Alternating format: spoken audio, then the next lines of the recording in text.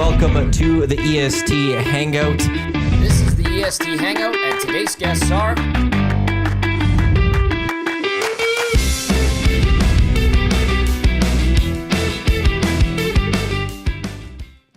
A very good Monday morning to you. Welcome to the EST Hangout presented by Sentinel Storage.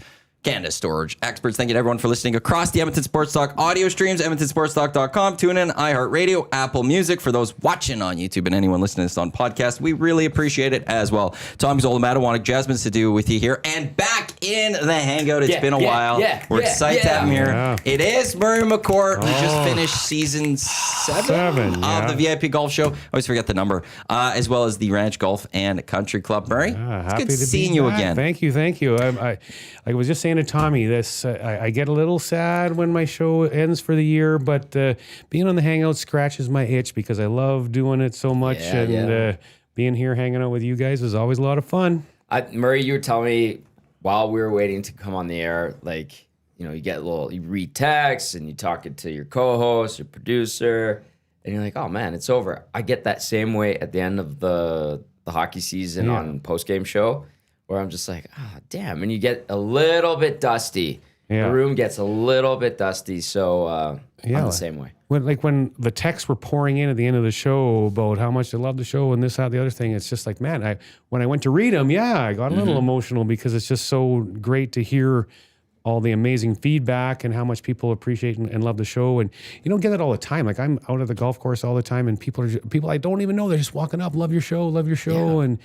And it's just so great that we're able here on EST and my show and all the shows to produce such great content for the listeners to enjoy, right? 7 days a week. 7 days a week, baby. Yeah. At times, right? Hello Hockey comes back next Saturday. That's right. So I work kind of hand in hand. We work with you and we come back and you guys finish up and we finish up. Although we went too long this year. We went well into July. I told Belzy no more. No more. You got to cut it off when the season ends. It gets pretty boring in the summer. Oh, God, does it ever. Yeah. I'm like, what do you want to talk about? Well, as soon as July 1st. Yeah, July 1st, once July 2nd or 3rd is done, okay. It's over. It's over. Time to enjoy your summer for you and Belzy.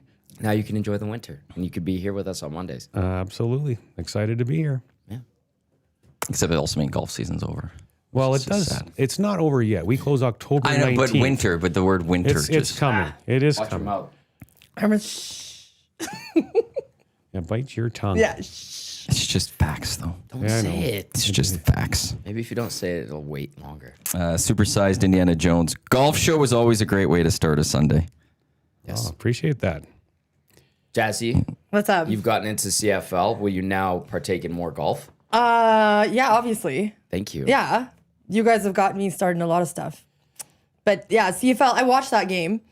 I was at brunch, and I asked the server to change it, and she did. Nice. Where? That's good service. I went to Hearts. And they have Hearts Table. Hearts Table in the 2 south blocks side. from my house. I live Is that right? Yeah, That's a beautiful area. Thanks for coming over and saying hi. Hey, next time I will for mimosas.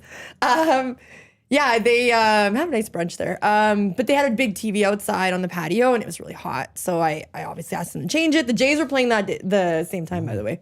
That's another game to discuss. But I'm sorry. They blew it. I couldn't believe it. I'm looking at, like, it just seems like Elks had it kind of thing. And then going in the second half, just like the fact that Toronto had a bunch of turnovers. Like, because I'm looking at the stats. 6 turnovers. How do you lose a football game when you get 6 turnovers? And it's just like, what's happening here? It's quite heartbreaking right at the very end, too.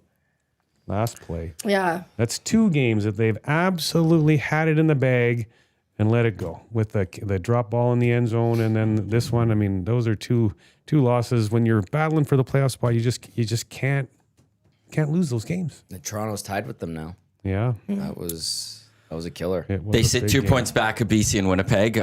It shows to me that if the team contains Justin Rankin, this team doesn't have another playmaker.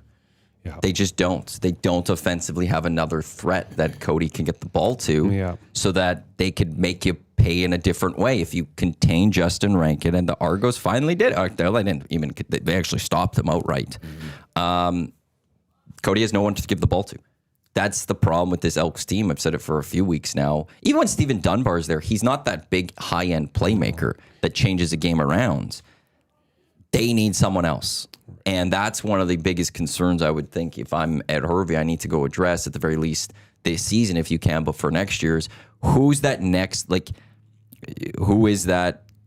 Maybe it's not as high as a Kenny Lawler-esque player, but who's that big Keon Hatcher type receiver that you bring into a team that you know is going to be consistently a 100-yard receiver and every couple of weeks is going to bring in a touchdown. That's what they don't have. I feel like on the Hangout, you and I had this conversation before the season started that they're missing that game-breaking receiver, and I agree, it's really showing up now. And you had thought, well, you know what, that receiver is going to come from Ed Hervey. Ed Hervey has a history of finding diamonds in the rough and coming up here and being stars, and he hasn't found it yet. I have a question about that. I'm glad you brought it up, Murray. Do you want to? Well, I was going to go with your question. Could a soon-to-be impact player, I know he's young in his CFL career, be like that OJ Hilaire or Ben Victor? Yeah. Those are they look pretty. There's some intrigue there. Yeah. Like they're real, like talking to them going into Labor Day rematch. They were pumping those guys up. They're like, we've got something here. Yeah. And maybe it's just a matter of time, but the time is now, obviously, to salvage the season. And like Jazzy said, that second half was, you got outscored, what, 17-6? 17-3 in the fourth quarter? See, I don't think the season's on such a brink that I'm hearing today from people. Yeah, they have to win next week. I agree with you, but you got to beat Hamilton. I don't think they have to beat Hamilton necessarily. Because I'll say they have 5 games left. Does 8 wins might get you in the playoffs. So they're at 5. So how do they get to 8? Okay, they get Calgary in the last game of the season. That might be a win. We might be able to chalk that one up as a win because Calgary might have nothing to play for. There's a chance of that one. So that should be an easier chance to get a victory. They've got Winnipeg, and as long as Zach Collaros is out, that should be I like a win. the Elks' chances too. So there's 2 wins. So can they get a third win against either Hamilton, Saskatchewan, or BC? They just need to get one of those 3. Now you're at 8. Is 8 going to be good enough to beat Winnipeg? Possibly. And is that Toronto and Ottawa schedules aren't great. They have difficult schedules themselves. 8 puts you on the bubble. 9, I think, clinches it. Yeah. If they win Hamilton this week, I'm thinking they're making the playoffs still. Like I felt they had to go 1-1 on this Eastern swing, and losing the first one to me means they got to win the second one now. But yeah, I mean they still could for sure, but it's a lot easier path if they win this week in Hamilton for sure. And I'll be intrigued because Jay on the post game show, he was noticing a lot in that game of Cody limping a little bit. He's nicked up. He said it after the Calgary game in Calgary. Well, hopefully it's not too much that he doesn't have the ability to be mobile because Cody is a better quarterback when he can escape and he can move. Like he's obviously doesn't have the speed and elusiveness as Trey does, but he is a type of quarterback that can't. We've seen it a lot this year where he runs to get out of things and makes things happen with his legs, and we didn't see that this past week. And how much does that hurt this team? And if he is nicked up, that is a concern. Then I think the Elks would have the rest of the way. There's someone sitting on the sidelines that is awfully darn mobile, ready to go. I mean, we got into this just before too. Dusty came in and I said, Dusty, I'm going to completely disagree with you on the Hangout about what you guys were just talking about on air in your show. And so many people they're raving and raving and raving about Cody and how great he's been. Like, I don't agree.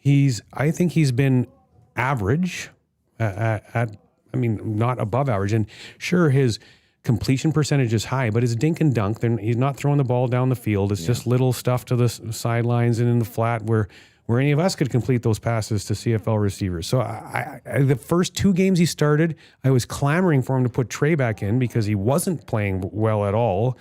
And then they scored 4 points through 3 quarters in Saskatchewan that first meeting. That was it. Yeah. But, for me, Trey, the whole thing was all new in the beginning. The defense sucked in the beginning. I mean, so many new players getting their feet under him in those first few games. I thought Trey played okay the first 3 games. I didn't think he played great, but okay. Yes, in the 4th game, the last game he played, he was awful. He was very inaccurate with his passing. 5th. Was it the 5th? Because it was a loss to BC, loss to Montreal, loss to Winnipeg, beat Ottawa, loss to BC. Mm-hmm. But so he played one, in my opinion, bad game, and it was very bad. But man, you give up on him again. Like I feel very strongly that the defense is now playing better. And Trey, he had that game, but he would have bounced back. If Trey would be the quarterback right now, we'd be in the same spot. That's what I feel. Interesting. I actually don't fully disagree with that. I think they'd have I don't think they would have beaten Calgary with Trey. That's the only game. I don't think. Calgary's D is really good. I know. I don't think. Trey, one thing we can say for his career is he can beat the below 500 teams. He's done that on a consistent basis. I think they would have beat Montreal. I think they would have beat Toronto. I think they would have beat Ottawa with him in August. I think those are games that they would have still probably had with Trey. Oh. I don't think that they win with Trey against Calgary last week. Wait a minute. It wasn't Cody Fajardo that beat Calgary. It was Justin Rankin. Trey Ford can hand the ball off to Justin Rankin too. Fajardo doesn't have a rifle of an arm. You're right. Well, and then there's been several games where he's been sacked 6-7 times or whatever it's been, including the game against Toronto, where what really cost him the game is the fumble that ended up in the end zone from him. That probably wouldn't have happened with Trey in the game because he would have got away from that. Well, that's the one thing, like this offense, when they've had success, Justin Rankin's had big games. And when they don't have success, Justin Rankin's been quiet. Yeah. And that's why he is the MOP of the... We've been talking about it on the show for a few weeks. Yeah. And even Justin Rankin is the MOP of the Elks so far this season. 100%. That's it, because he carries this offense. When he's going, Montreal, what turned that game around in the second half? Because the offense did nothing in that game. Yeah. But it was they stopped running the ball with Justin Rankin. They started throwing to Justin Rankin.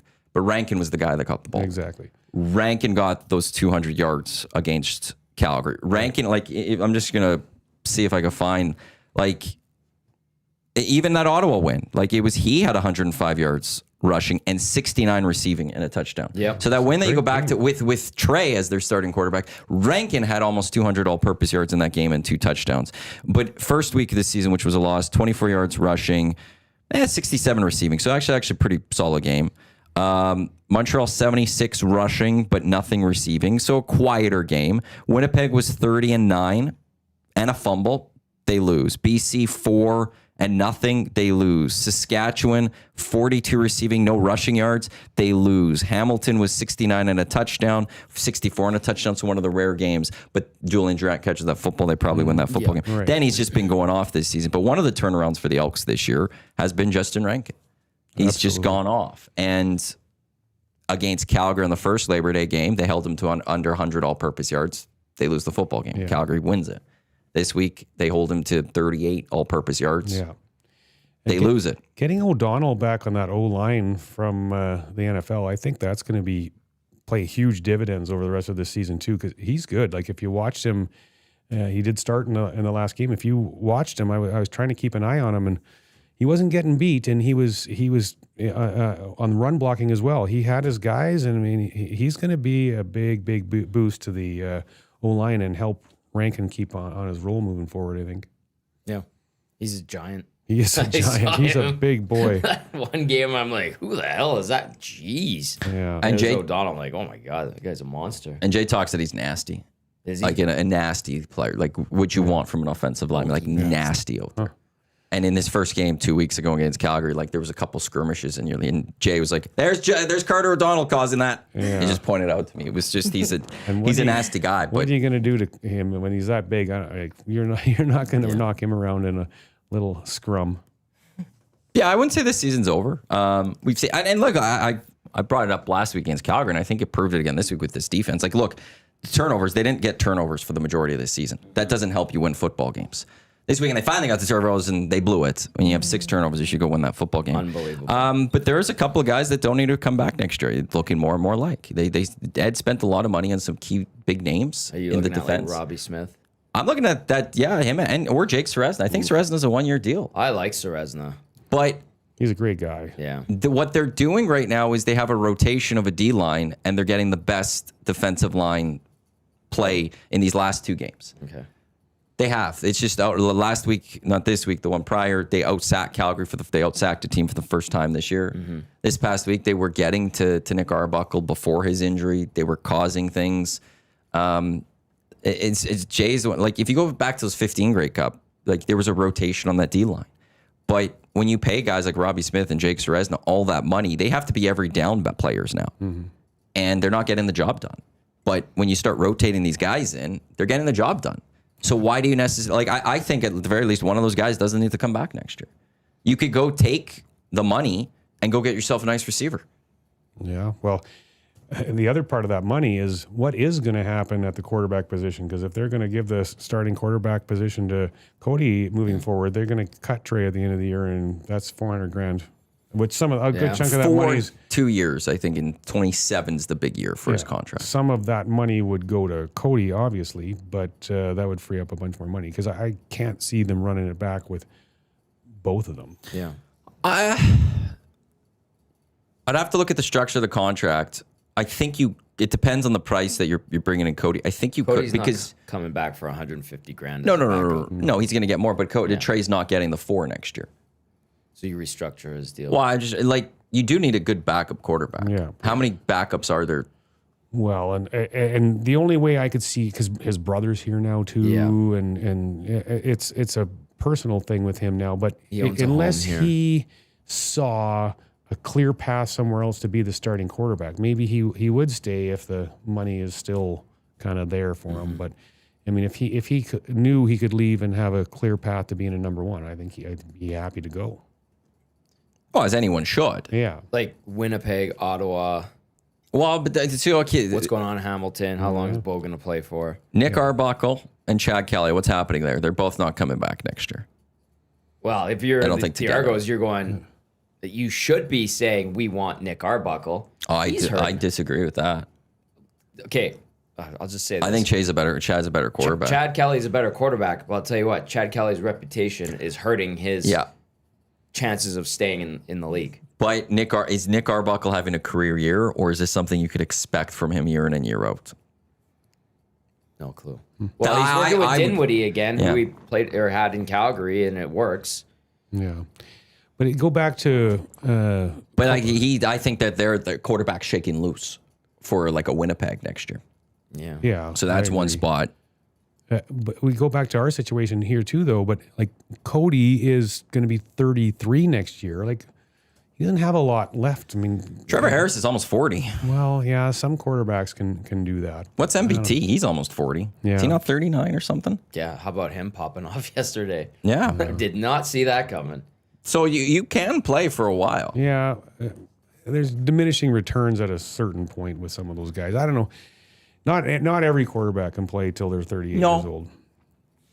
Okay. They don't play at a high level, but I don't know. Couple texts to pass along to you guys, see what you guys think. Edmontonian in Ontario, aka the Edmontarian. Gentlemen and ladies, I was at the Elks game in Toronto. What's your take on when the Argos receiver attempts to hurdle an Elk defender, putting himself in a vulnerable position? He gets blown up, and the Elks get flagged for unnecessary roughness. Should this play be banned? He did the same thing in Edmonton and kicked an Elk in the head. That is Herslow, who's been hurdling. He's done it. Oh, really? And then it was Cordell Jackson, I think, that caught him yesterday. And they caught him for a helmet-to-helmet penalty. It was a 15-yarder.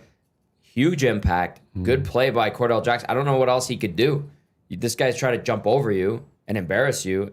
So you're like, no, we're not. So he stands his ground, and then it's a 15-yarder. So what do you guys think of that? As the Edmontarian is asking.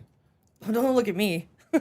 You just like big hits. Yeah, I like nasty players. You're looking up Carter O'Donnell, aren't you? Yeah, I was. Yeah, I didn't see the play. It was a huge hit, and I couldn't find nobody posted it on Twitter or anything. You saw it, obviously. Yeah, it shouldn't have been a penalty.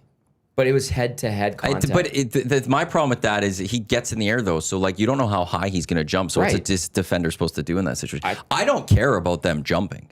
I think you keep that in the game. Sure, We've seen people hurdle. Yeah. I don't care. I just think then change this rule where as soon as you jump, you're giving up your ability to be hit in the head type thing because that defender doesn't know how high you're jumping. Everything becomes unequal. Right. And you're trying to make a play. Like, what is he supposed to now just like, okay, well, I got to wait for you to land or something, or you hit me first so I don't get a 15-yard penalty? You're going in the air. You're making yourself more vulnerable. Exactly. That's on you. It's the same as if you have long hair and you get pulled by it down and tackled, that is not a penalty. Yeah. Right. It's an extension of your jersey at that point. Who got their dread yanked out the one year? It was it was I disgusting. was Do you thinking remember of that? that. I remember who it was. Yeah. That was Right not on. that long ago, but Troy Polamalu was the first time I ever saw it happen where he was returning a interception and he got pulled down by it. I'm like, that's a penalty. And then I learned, it's not a penalty because it's an extension of the jersey, which makes sense because otherwise everyone would just grow long hair so you can't grab them. Yeah. Oh yeah. Mm-hmm. But this is one where this is on you. If you're jumping, then if you get drilled in the head, that's on you because the defender needs to make a play. If Jackson gets beat on that play, that might be a reason why the coaches be like, we're going to cut you. His job's on the line. And football is such a cutthroat sport. Yeah. I was so mad with that penalty. It's just I thought it was a great hit, and then you see it and you're like, oh yeah, head-to-head contact. But what can you do if you're like, what are you gonna do? Like, I got to make sure I get my shoulder on him, but the guy's hurtling you. the height's different already. So is he jumping high? Is he doing a light jump? And now you have to calculate how high he's jumping so you don't go drill him in the head. Because if you accidentally hit him in the head, even though you're making a good defensive play, it's 15 yards. Just hurdle every time. Maybe get hit in the head every single time. Yeah, maybe is there any discretion in that with the referees, or if you hit in the head, it's just an automatic 15-yarder? I'm not sure. That's what I'm assuming it is, because they're very cautious with the head injuries, which is totally understandable. Yeah, as they should be. But I'm like, after the hit, you heard the smack too, and I was like, oh, that was great. It was great. He got lit up. 15-yarder. Yeah, He got made like a fool. Yeah. You're trying to jump, and Jackson said no, throws him down. And it's like, perfect. That's football. Yeah. Yeah, like I said, I didn't see the play, but I would probably lean more towards the safety factor. I mean, if you get a hit in the head, I mean, you got to protect the player. So I would probably lean to it's a penalty, but I'd have to see the play to really give an opinion. Yeah. I'm trying to see if I can find Same. it too here quickly. Freeze Prostate says, a Teef rolls out better than Cody Fajardo. Good old wheels. It Jazzy, just sucks because like I found that game to be entertaining, and the outcome was just so heartbreaking. And then you guys are saying there's a possibility that they may not make it to the playoffs, and if that game was just that important, It's a blown opportunity. yeah, Big time. absolutely. exactly. And the Argos all of a sudden have won a bunch of games, and they went from 2-7 to 5-8. Yeah, And what is it? 3 teams still at 5-8 now? Edmonton, Toronto. Look at the standings, but The other piece to the how important I think the win is to get this week is we all know how awesome it was in Commonwealth Stadium for the Labor Day rematch. I mean, there was it was the energy was bumping. There was a ton of fans there. We won the game, and I feel like the city is so ready to embrace a team back and get it back to the way it used to be. But they got to keep winning, and if they can win this game, that Winnipeg game becomes so huge. I think that people are going to come out and be, yes, we can. This is a big game. Let's get out here and watch the team and support them. And that's so true. Yeah. This city loves to support their teams, whether they're the Riverhawks, obviously the Oilers, but the Elks. Like someone like me is really trying their best to get into it. I feel like this year I've been really involved into it. You have been. I've been going in the games, being supportive, like Tommy and Dusty. Like, Yep. I'm rooting for them. Yeah. And bringing your friends. bringing my friends. Sam and Karen coming to the games. Exactly. And it just sucks to know that it could end and they're not going to go to the playoffs. And the city always likes to do stuff. It's a method to get out and go to Commonwealth too. So come on, Elks, don't do this. yeah, Come on. Good point. do something. Do something. You don't have to something. win the I bought an Grey Elks Cup, shirt. but I mean, just continue to show the rest of the season that everything's trending in the right direction. And I think that would be I think it has still. for sure. That defense has turned things around. And JC Sherrod, after the first couple of weeks, I was concerned about him as a defensive coordinator because he was drawing up way too many blitzes. He was being way too aggressive, and they were getting destroyed. Time and time again, Nathan Rourke or Davis Alexander or whoever it might have been as a quarterback found that receiver and got the ball out, and they couldn't get to the quarterback. Bo did it here. Bo did it here. In key moments, right? And JC has dialed that back and has called a solid defense since then. Like that's where, like, I know the morning boys were saying why the Elks, started the season on Trey. Well, the quarterback didn't help, offense didn't help, but the defense was atrocious. Yeah. And that it's not because the offense kept them on the field, because there was a lot of bad drives to start halves or second drive to a half, which isn't because they're tired. If they're tired to start a game or to start a half or in the second or third drive of a half, that's a problem of fitness. That's not a problem from the offense. And they gave up yards and they gave up touchdowns because J.C. Sherritt was way too aggressive. And he has grown so well into the role of defensive coordinator that I'm a huge fan of what J.C.'s been doing the last 7 weeks or whatever, 6 weeks. He's called a great defense for the players that he has. Right. So I want to know where you guys are at on Jordan Maximic. On the other side of that, because I feel like when we watched BC's offenses over the past couple of years, they were creative, they were explosive, and so I was really excited for him to get here. And then let's go back to those first few games with Trey. I was like, what the heck are these play calls? I mean, so boring, so vanilla. And I started to hear that come out of the dressing room from some of the players complaining to me, saying, like, I don't understand why all of our offensive play calling is so vanilla. And as I'm talking about dink and dunk with Cody Fajardo and how I don't necessarily like that. I mean, I still wonder, even with Cody, if the play calling is too vanilla and too boring and not, being dynamic enough Explosive. to, yeah. And so I don't know what you guys think of that. Okay, so Maximic comes from the Jason Moss. He's under his coaching guidance for a long time. Moss and Cody worked together in Montreal. Obviously, Cody had his best years in Montreal.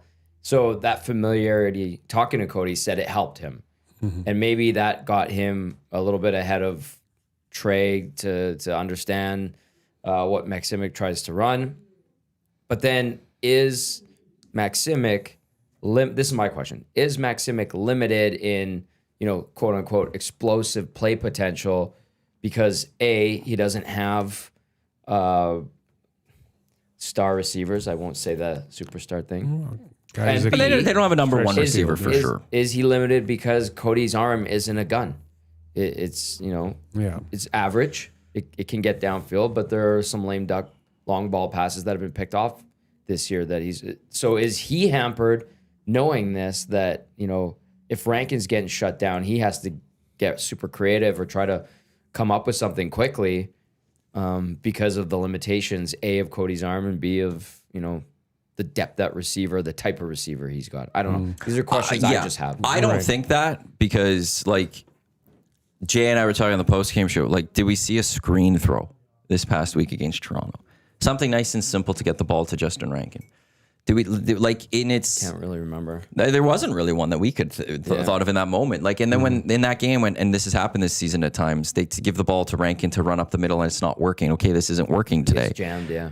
And they just keep either doing that or they just abandon the run. And it's like, okay, well, you got Javon Leake. And Javon Leake's not your main feature back, but he should have been mixed in a little bit more. Get him going to the outside, east-west. Spread out the defense a little bit, and then bring the play up the middle. They might open up things up the middle. And then also, like, there wasn't, that we could recall, a really deep ball thrown in that game against Toronto, which is, to me, that's on the calling, generally, where it's, why don't you just dial up one or two deep throws, even if you don't have the receivers, just to push the defense back a little bit. Just to make them stand a little bit further back, a couple more steps back to space things out. And, like, it's weird because Maximic against Calgary, he does that. He mixes things up. He does some different things. Against Ottawa, that first meeting with Trey, there was some jet sweeps. There was all sorts of different things. Hamilton in the second half didn't run the ball once, but threw the ball to Justin Rankin because they knew it wasn't working. He adjusted. But then you get the Toronto game, he doesn't adjust. And Toronto's like, okay, well, this is how we beat them, and then they stop him. And there's too many other games where he doesn't adjust, and it's like, well, why aren't you adjusting, dude? Why, like, it's week in and week out. You don't know what you're getting from a Jordan Maximic offense that I was actually really high on him coming in as an offensive coordinator. 100%. And this year I'm just very frustrated by him, it seems.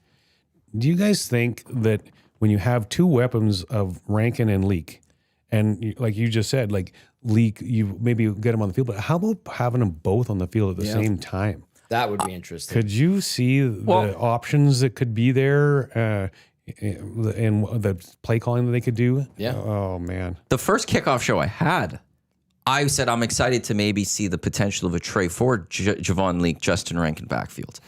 Because now your defense and you're sitting there going, okay, well, this guy could beat us east-west. This guy could beat us north-south. He's going to dominate us, and Trey could do whatever. Yeah. And we didn't see it once. Yeah. How do you not do something like that once? When you got weapons, get them on the field. It's like the years of Matthew Bertrand being fullback. I always wanted to see him throw the football. Because he was a quarterback. He was a quarterback in university, and they never used him as like a pitch to the fullback or something. Then he throws it or something. Like, why? Use his arm. Yeah. I got the Jake Herslow play, by the way. You found it? Okay. Yeah, I got the game on demand, and somehow I landed directly on the play. So here's the play. It's a replay. Jumps up, and then gets hit. It Penalty. was a pop. That's a penalty. Yeah, that's I don't know what penalty. Jackson's supposed to do on that play. The guy's jumping in the air. Yeah. Football. Yeah.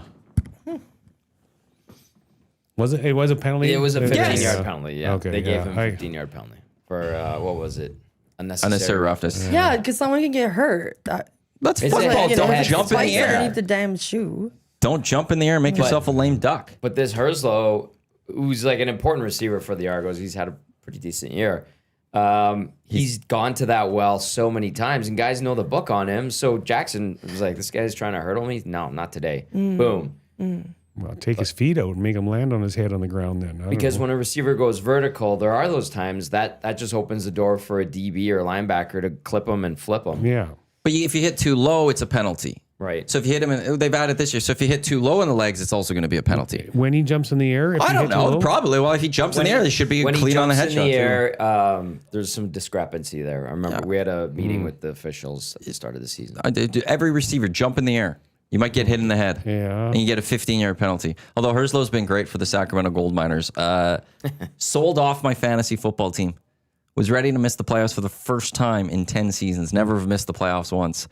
Rattle off 3 straight to end the regular season. I'm in the playoffs. Oh, baby. Sold off. I'm set up for next year. I've got extra draft picks next year. And you're in the I'm still playoffs. could go win the championship this year. Oh, boy. Oh, it's... Well done, sir. Bronco Nick, real quick, via the inbox says Saturday's loss is on the coordinators. 3 minutes left. You can't eat the clock or stop the Argos from field position. I was really disappointed in the last few possessions for the Elks, where I think they got maybe 1 first down in the last couple. There was a couple 2-and-outs, and that was frustrating. And then, how about not taking a knee in the end zone, having Jake Julian kick it out, and then the Argos still have time to make a couple plays and kick a field goal. You lose by 1. It was right off the field, return. There was no other Oh, plays. sorry. There you go. I stand by that play. I'm with Mark Killam and the team. Killam went crazy after that. Because they thought there was a hold. Oh, okay. That wasn't being called. It was... They allowed Grant to return it 15 yards, and then it was a 53-yard field goal. I hate giving up free points. I want... Go earn your points. And in I'm with Toronto... you. And that's why I don't like giving up... I'm okay with giving up 3 at that point, personally. It hurts in the Bottom end. I line get is it. The offense but- should have done more than 6 points in the second half. Yes. Really. Like, you got great field position. Your defense was coming up huge. Yeah. And to be a little fair to the defense, when Nick Anderson got hurt in the first half, now both of our best 2 linebackers are out of the game. And yes, DeBlanco, I've been so impressed with him since he's been on the field. But just think, when we have all 3 of our DeBlanco and Anderson and Niles Morgan, Yeah. oh my, that is a could be good. linebacking core. That'd be one of the for sure the best in the league, and I'm thinking best in a DeBlanco, long time. He's turning into something. He is. Which is great. I just don't know if he can go play the other position or if Nick Anderson can go play that other position. Wow. Is Jalen Ward Garden Barnes is sliding the- up, or would they slide him back to DB if they have those 3? I don't know. That's the thing. I don't know Yeah, what they he's would been do good in that too. point. Yeah. And I know I'd have to ask Jay his thoughts on that one. But that spot's nice, and I think the secondary, although the Royce Metche injury, that one Yeah. stings. Didn't look Looks. good. Is that, did he tear his Achilles? It or- looked like his ankle or something again. But I've never seen a player like where it looks like we're all saying there's an Achilles injury be that upbeat.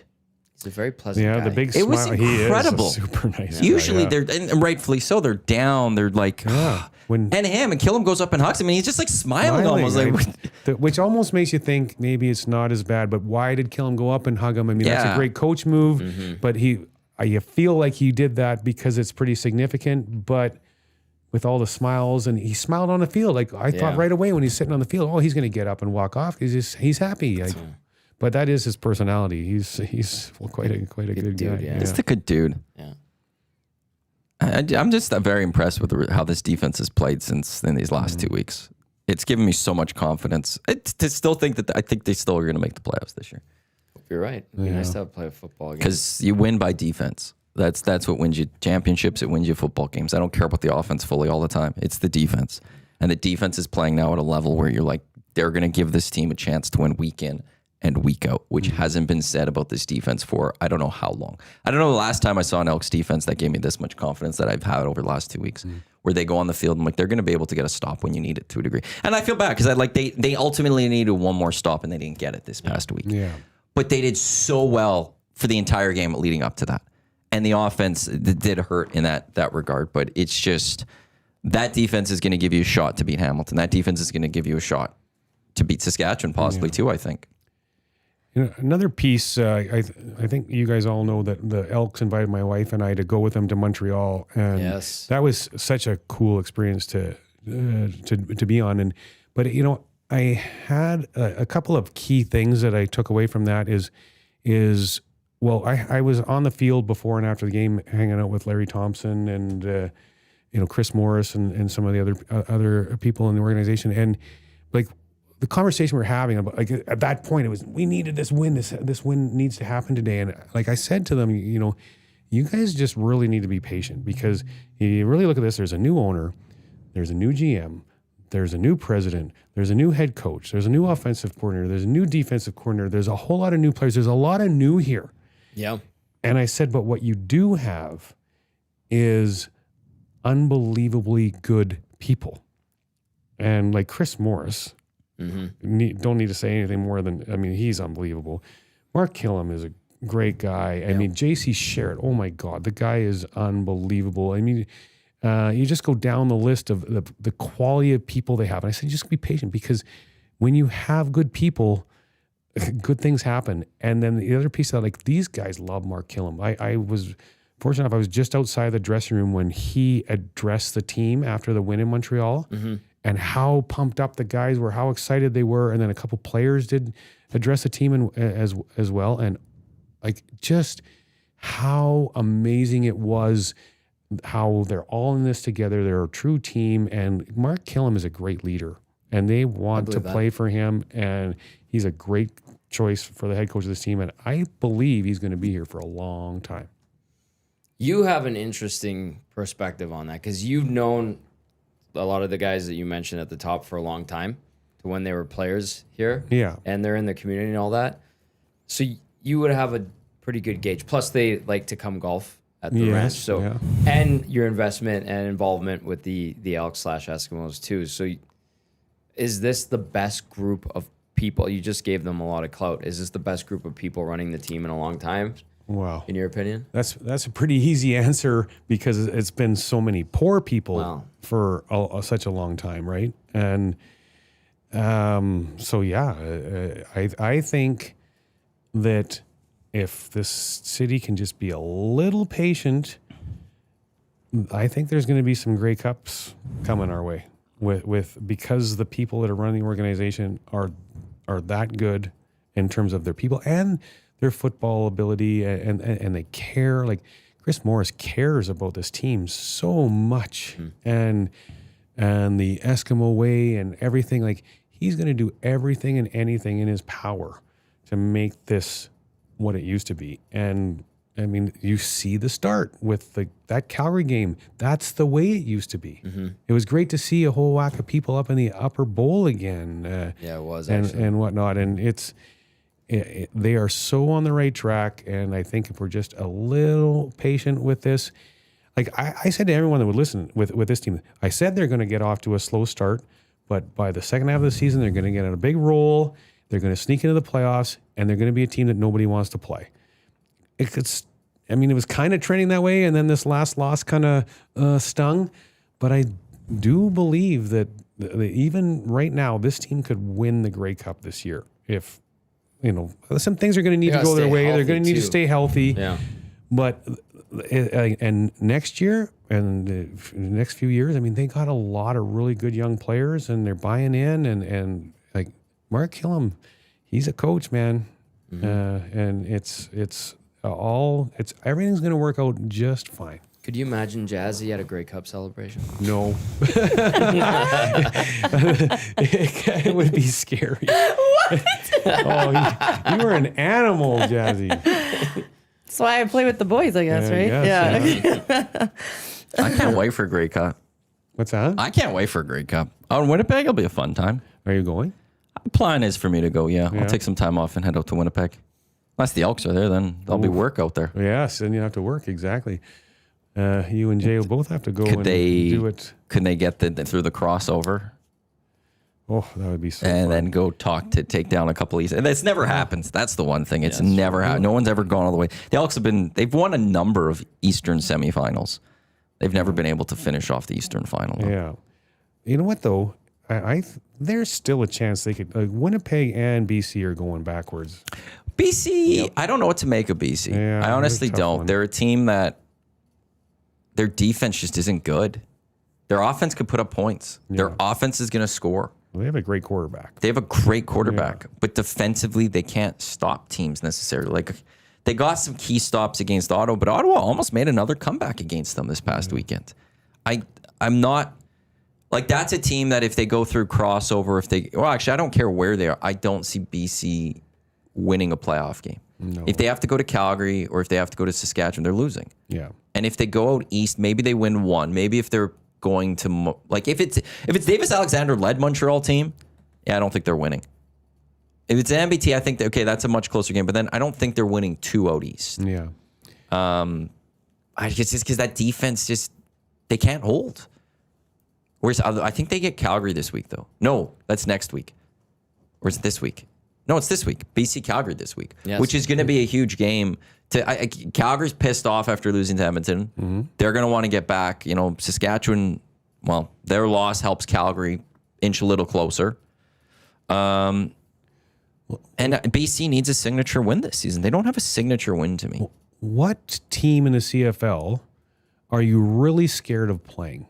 If you're Edmonton Calgary and Saskatchewan. Okay. Still Calgary for me. Okay, we just stomped Calgary. Yeah. So we can do it. It can, but I expect Calgary to be better. The game one, the Labor Day game, yeah. Oh my, Calgary's defense was so good. Mm-hmm. But we beat Calgary. They're beatable too. We can beat them. And Saskatchewan, they've laid a couple of eggs. And I don't think, and when we did play them early in the year, only lost by 3. Big comeback in the 4th, and at that time, Saskatchewan they were struggling with not finishing off football games. They got off to a nice lead, and then they just laid back. Yeah. And after that, they started putting the pedal to the metal. And until this past weekend, they were just beating teams. They were beating teams pretty good. Yeah.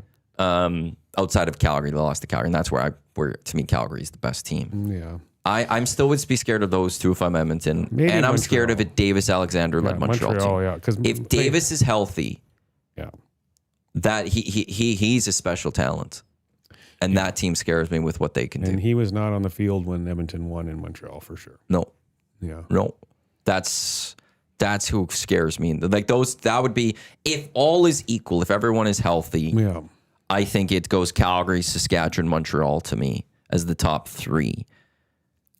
But then I think it's Edmonton. The next team, the cluster of the next teams. If I'm saying everyone is healthy, it would be Hamilton, it would be BC, it would be Edmonton, and I would throw Toronto in there because if Chad Kelly's there, or a healthy Nick Arbuckle. I'm as bad as he is off the field, his stuff off the field. He's just a really strong quarterback. He's got an arm that most quarterbacks in the CFL don't have, and he has got a great mobility with his legs. Chad Kelly and the leading an Argos team is a little bit better too. Yeah. That's kind of that next tier for me. Winnipeg if with Zach Collaros there, then if I'm saying everyone's healthy, they're in that mix too right there. But with Chris Strevler, they're gonna plummet. Yeah. They're gonna plummet quite a bit. Sorry, Haas. Yeah. I'm not. Like it's time. They've had a good ride. It's time. Although Calgary's supposed to stay down for a few more years. No one expected Calgary to be where they are. I know. No, that's a big surprise for sure. Jazzy, what do you got? Well, I see that you are also looking that the Red Wings and the Capitals dropped their alternate jerseys. They did. They're actually really nice. The Capital one is really nice. But if you look at the Detroit one, look at the thread work within the symbol, and That's boring. you think this is boring? Yeah. Maybe it's a little safe, Yeah. right? Oh, Maybe. it's like old school. Yeah. For their 100th anniversary. Yeah, and I like that like 100 on the shoulder. Detroit should be simple because They're classic. They also have the dates at the bottom. oh, that's cool. That is cool. And Oh. then this leather, do you guys notice on the C? It's like that leather material that you Yeah, have on yeah, your yeah. hats and such. Like that's really that's neat detail. That's interesting. Right?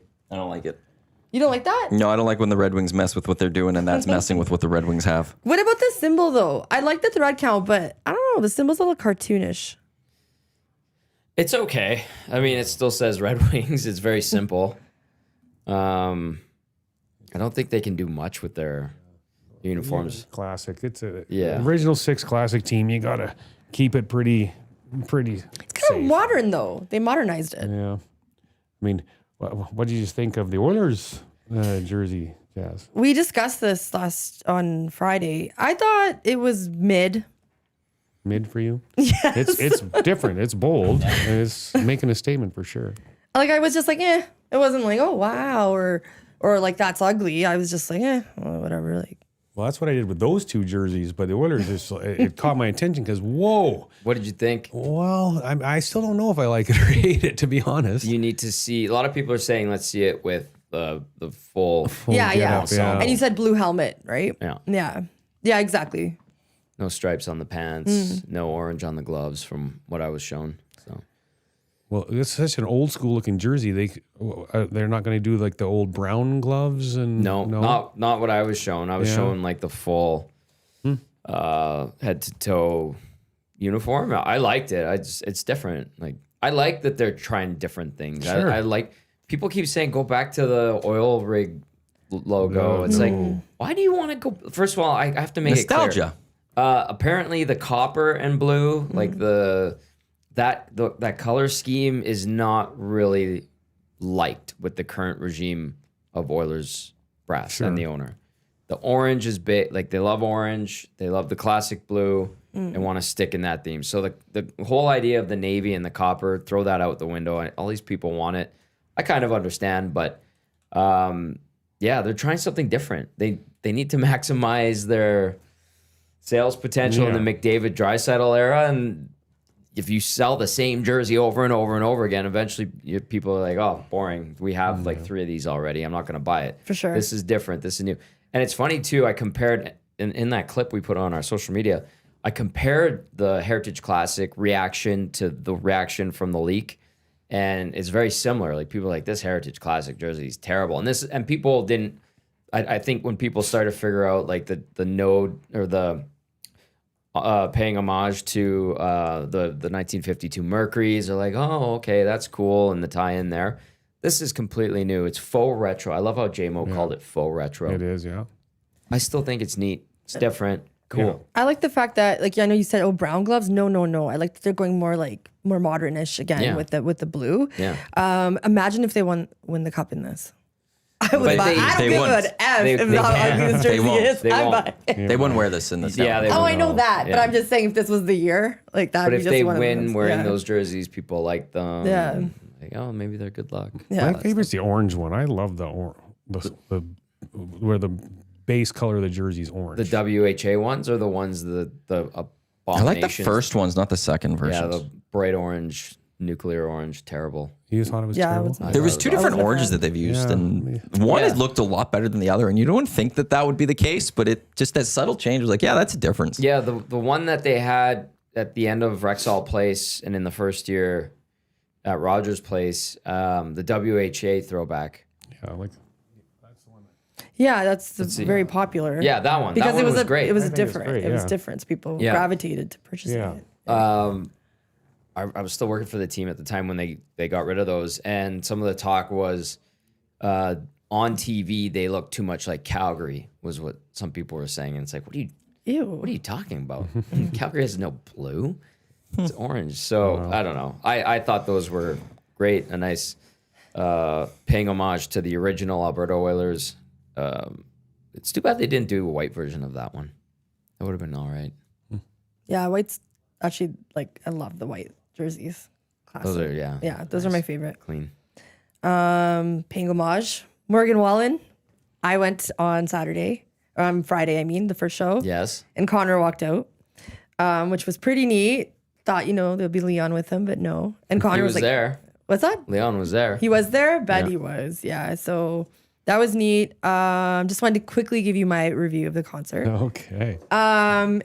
Hey, I'm so happy I went on Friday rather than Saturday. Yeah, that's a flex because everything was like new and it wasn't spoiled on social media. He's a great performer. He had a great it was just like the production was really good. There's fireworks and he like really loved the crowd. Had those bracelets. I love those bracelets. It's really popular now amongst these massive concerts. The weather was unreal. The sun went down. It was still so hot. The only beef I have is that, so Maddie has talked about the concourse being like an absolute shit show. Man, I don't know, and I don't mean to be disrespectful, but I don't know, was the IQ level in there that day or something? But that is the worst I've ever seen it.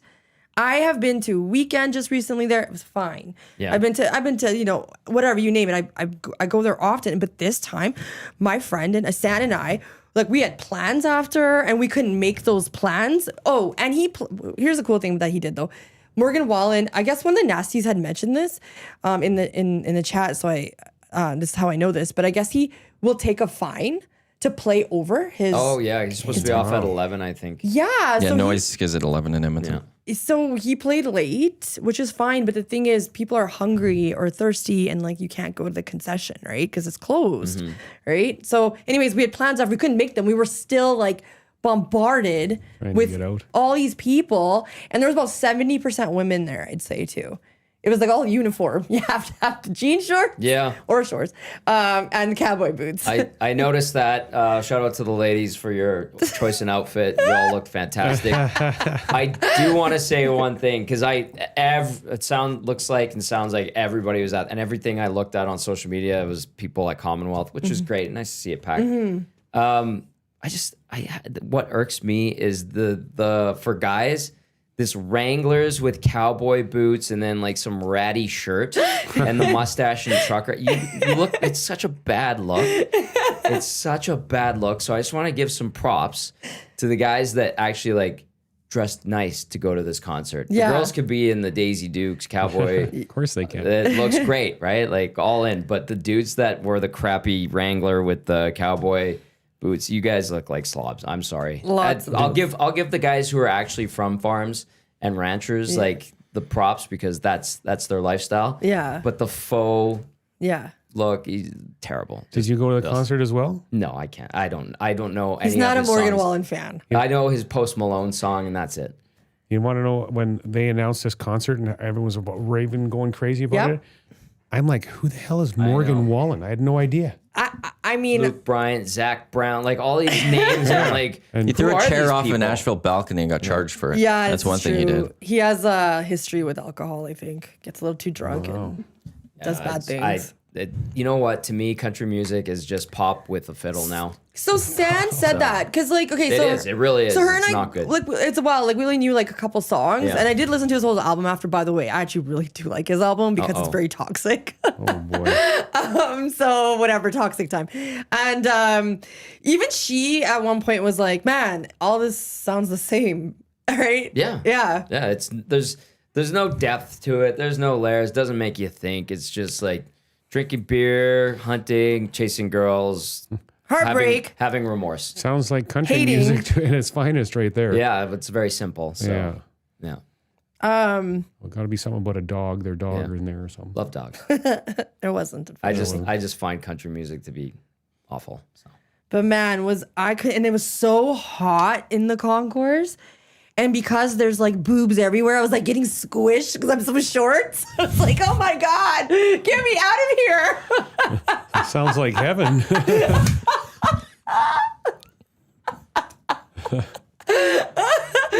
Oh my goodness. But yeah, it's a good concert. Still, Commonwealth was a beautiful venue other than the leaving. Oh, you know what you would like? Our city was thriving though. Like all the hotels were sold out, the restaurants were bumping, bars and such. A lot of people from out of town. Yeah, that's lot why of people. that doesn't help with the Commonwealth traffic because they don't know they don't go there, so they're not used to it. Yeah. Or maybe that was the issue. That's why You they have were a lot like, of people that just don't go to just didn't Commonwealth that don't understand know which the direction. ways things go and all of that, and that's always going to hurt the concerts. Where it's like The drink lineup, like we timed it. We were in it for 28 minutes. Ooh.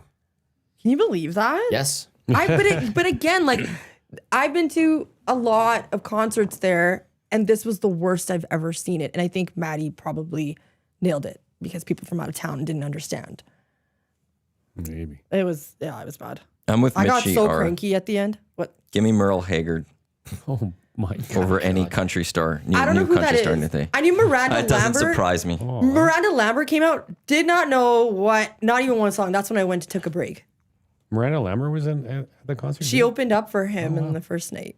I know Miranda Lambert. I I don't know Morgan Wallen. Although I did figure out that my kid really likes a Morgan Wallen song. And so I actually did know one of his songs when I put two and two together. Yeah. But it's only because of my kid. I think he's the it country guy right now among, yeah. again, 'Cause those it's- other names of generic named guys that everybody loves. I think He's a little poppy. That's why I think I liked him. Jasmine, I'm 4 minutes removed from saying country music is pop with a fiddle. Thank you. Welcome to the conversation.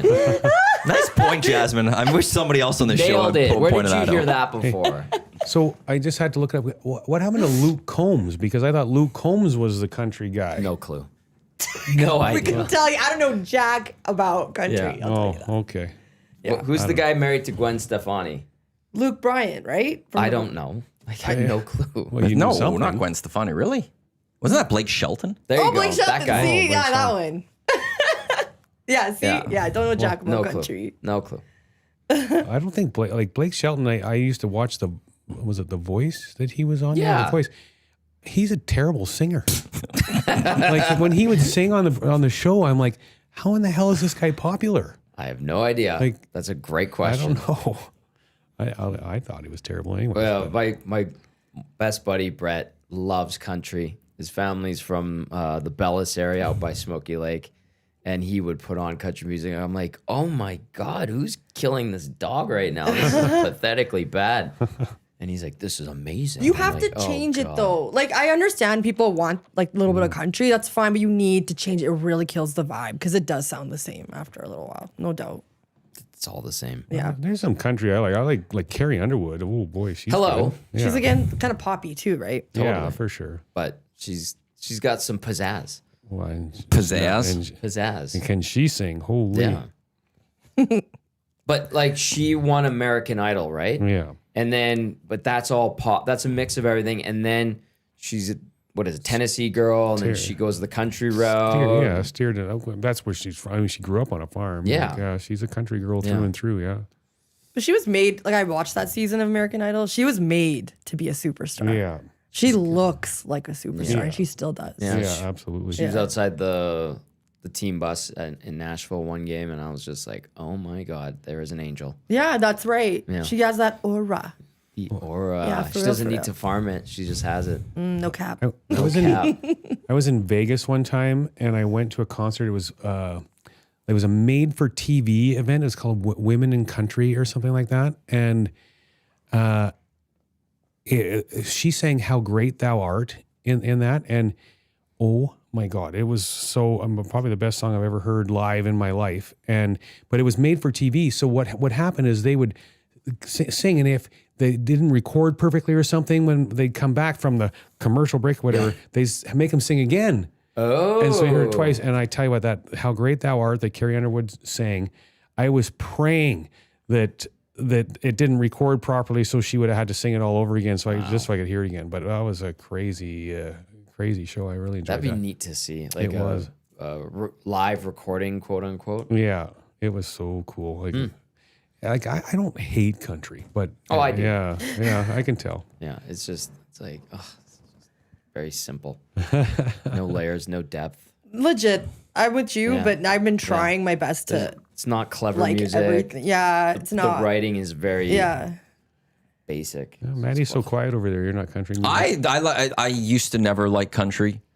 I love the old school country, the twangy stuff. Yeah. All those. I could listen to those any day. When back at 1260, JMO tied and I brought on Twang Tuesday for the Tuesdays. It was great. Yuck. It was awesome music. That I could listen to. You want to throw that on and put in the background? It's solid. I could live with that. It's not country now to me. It's pop. There's a couple of country songs that I've come across that I don't mind. It's not a concert I'll ever go see. A country star comes to town. I'm never going to go see him. No Garth interest Brooks. in that. Garth Brooks, come on. Zero interest in going to see Garth Unbelievably Brooks. thanks. He's so good. I've seen him like 8 times. Did you go 8 times in a row at Rogers? No, teasing. but yeah, I saw him several times in Vegas when it was just him and his guitar. Like, oh my God, that's so good. What about More of a Shania Chris Twain? Gaines guy. Do you think Shania Twain is labeled as country? I saw her, She is country. but I thought Yeah, it was she more is. more pop than Yeah, country. I like her. She's transitioned maybe more to that, but no, isn't she country? Yeah, I think but so. I would not go see her. But I saw her because she's like iconic in our time growing up. I Right. guess right, and much music and such. That's why I was like, yeah, let's go. Not the greatest concert though. No, it was bad. the production was terrible. About Kelly Clarkson. Kelly Clarkson is good. Great voice. Love her Yes, voice. Would never go absolutely. see her. Nope, Yeah. I'm No, good. don't have interest in that one. I would love to see Adele one day.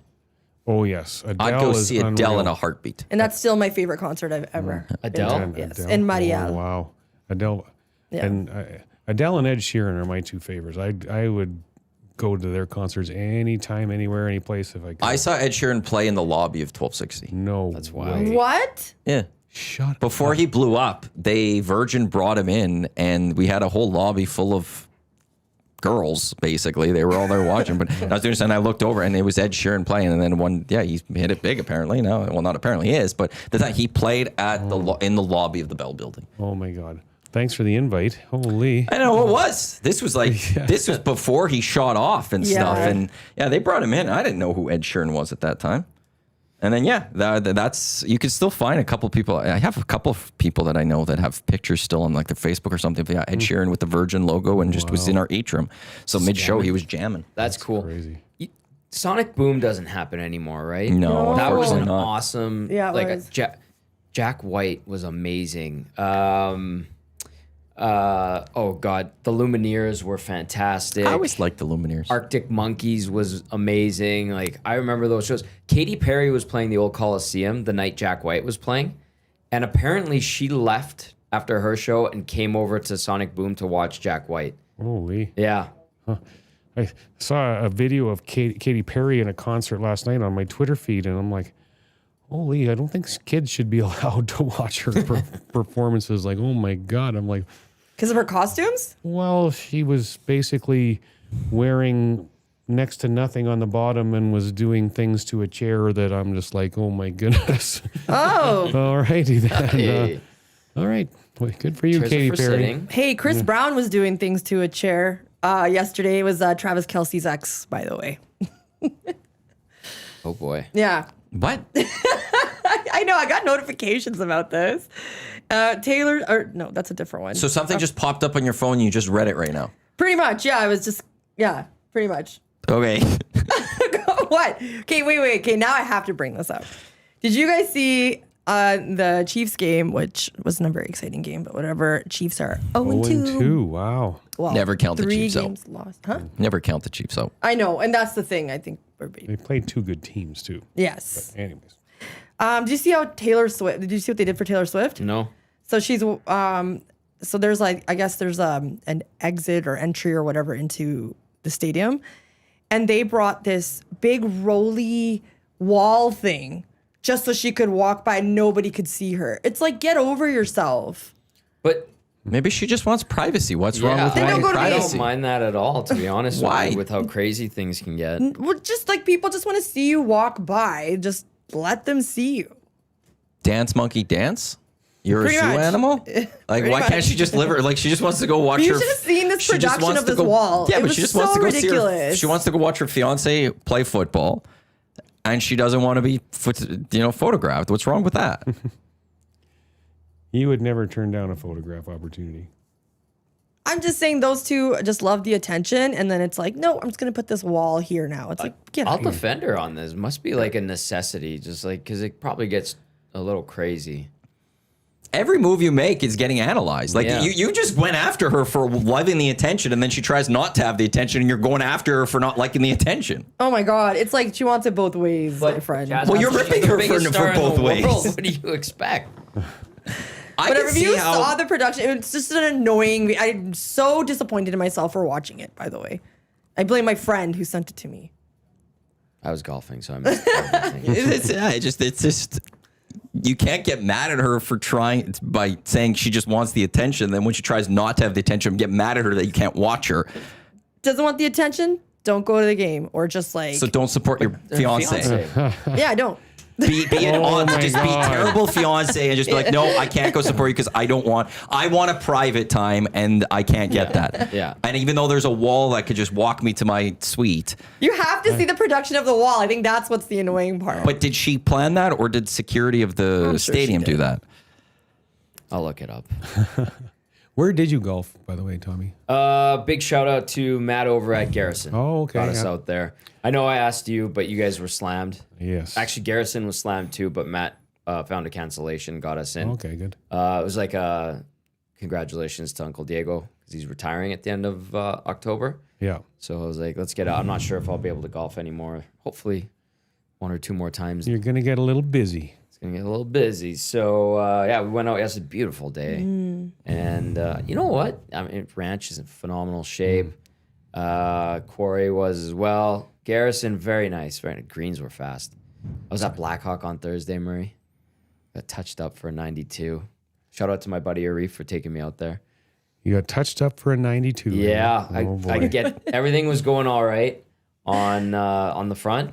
Get to 10 and 11, quad, triple. Yeah. And then I kind of cleaned it up after that, but ouch. That one was humbling. Yeah, those are interesting holes, those two. Yes, they are. 11's pretty, but I mean, both of them, they're bit not my gimmicky. favorite holes out at Blackhawk. That's Bit for gimmicky for Yeah. sure. Yeah, and they're like I was getting coaching from the guys who are members out there, and like you gotta hit it here. And you know when you step up to a shot and you're looking at the hole and you're like, I don't see it. I don't know what you're talking about. And you have to experience it to know it and trust that shot. Like I remember those holes vaguely, having played there a couple of times, but I'm like, oh my God, like this is. And then the par 3 onto the thin green Number over 12. the water. Yeah, that's tough. I tough put mine hole. to like 6 feet. Oh boy, good You for better believe I 2-jacked that. Well, 6 feet. You're not going to make 6-footers all the time. I Tom. don't make them ever. Okay. Anyway, what do you got? Well, I found the video. It's literally just a wall that they had on wheels and wheeled. Yeah, what's the There's big zero deal, production Jasmine? to this Yeah. at all. It's a rolling wall. And she was on the other side of it. There's zero production to this. And I'm sure they've used this before for someone Why else. can't you just walk by like a normal person? Because there's a million cameras getting in her face. Who cares? Maybe she's a little That's bit what drunk. you do. That's what you're. That's what you want. Because no, maybe Oh she my doesn't goodness. want it clearly because she She went behind this. wants it. So you're again. This All is the where time. Yeah. 24 hours a day, mad 7 at days her a for week. She wants it. wanting all the attention. So she does something here where she doesn't want the attention, and you rip her for not wanting the attention when she wants the attention. Okay, but Or that do you wall's just- annoying. Okay. Why? Or do you just want to see Taylor Swift? I don't know. It's I like don't a know whole why thing you're about ripping fit her. checks and stuff too, right? It's like just walk by. Like just walk by. So you It's can't fine. rip Taylor Swift for being in the attention when all you want to do is see Taylor Swift's fits. Yeah. There's a hypocrisy coming from this chair over here. I don't know. I don't even know why I brought this topic up. I apologize. You brought it up. It's just annoying. Just even when she doesn't want attention, it's annoying. But she does want attention, I feel like still. So whatever. Alrighty then. Burrows is injured. Yeah, 3 He's going in months. for surgery. 3 months. That's awful. I feel so bad for the Bengals and the Bengal fans. Who's their backup quarterback? I don't even know. It is Jake. Hold on. I don't even know. Downey. Yeah, isn't that the case in the NFL though? No one knows who the backup quarterback is on almost any team because if you lose your quarterback, you're screwed. Jake Browning. Never heard of him. Same. Who was the quarterback, the backup that was in the league for like 20 years? McCowns? Yeah. One of the McCown brothers? Yeah. The McCowns were all over the place. They were all, and they'd play, and you're like, that guy's okay. And then they always got that 1 year, $1 million contract. Yeah, well, It's a good way to do it. yeah, no kidding. I'd take $1 million a year to not play football and just I'll hold a clipboard like the best of them. Exactly. Yeah. Pass the ball around a little bit to some guys Sure. every other day. Watch the other guy do everything, and Yeah. Jake Browning from the University of Washington. So I've never heard of him. I'll have to ask Luke. Luke's a Huskies fan. I don't know if he remembers him. He's 29 years old. So he's been around for a He while. was with the Vikings 19 to 21. Then he's been with the Bengals since 21. But with the Vikings, he was maybe more. He was never on the active roster much. oh my goodness. But he was undrafted from the 2019 draft. So I don't know if Luke will remember him because I don't know if Luke was fully. Oh, Luke might have started getting Huskies at that time. They will probably not win a game with him as quarterback then. Well, fantasy wise, I have Joe Burrow, so it doesn't help me. No. But CFL is the one that matters to me right now, and yeah, As I'm it gonna should. play it up. Okay, talking about like stories about concerts and stuff coming through. Tony from BP just text in. Good to hear from Tony. Says, Tommy, funny story. Alibi, when they had the smoker, had us come for it, and they burnt it for first day and had to give everyone $75 gift cards, and then they closed. And remember, I heard that story. yeah, Do you guys? I don't know where it was on the Hangout or if it's Dusty's show, Dusty and LT show. You guys. might have been, but I know was it pre and post game was at Alibi a couple of times. We have Oilers playoff 16-17. We're at Alibi. Yeah. It's been torn down since. Yeah, I don't know what they're putting up there. I think it's part of the LRT construction, isn't it? No, LRT construction's not going there. It's going down. I don't believe it goes that far. No, it doesn't. It turns off and then it goes down by Wested on the south side of Wested. Okay. Because, yeah, it goes down Stony Plain Road to what street? I want to say it turns at about 149th-ish or something like that. Okay. I think. I wonder when it'll get done. It's 2027, I thought. That one's supposed to be done. That's if it's on time. And then if it works, once it's built, if it actually works, not like Yeah. that other line on the north side. Oh, my goodness. The Nate expansion. Remember that one? Yeah. They couldn't get it to work. Does it work now? Yeah, it works Okay. now.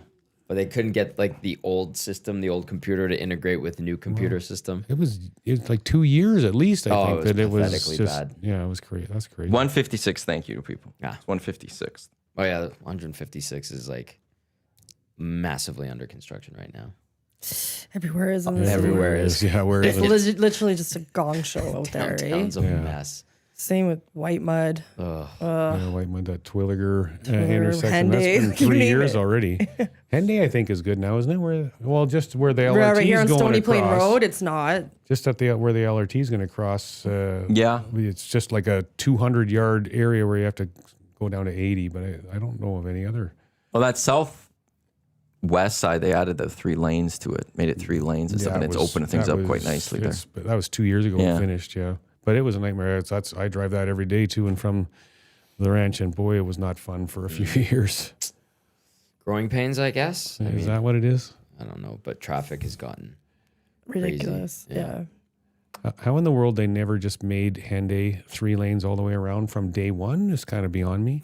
good point. Everybody asks that question all the time. Someone mentioned that the design is from the 70s, and it didn't get finished till what, 10 years ago, where they finally finished the northeast that, leg. yeah. Yeah, they didn't fully, like they always, there's already plans for the second ring road. Good. There's Thank plans in God. that, but they'll be a long time before they get going on that. But those plans for Henday and stuff happened a long time ago. Yeah.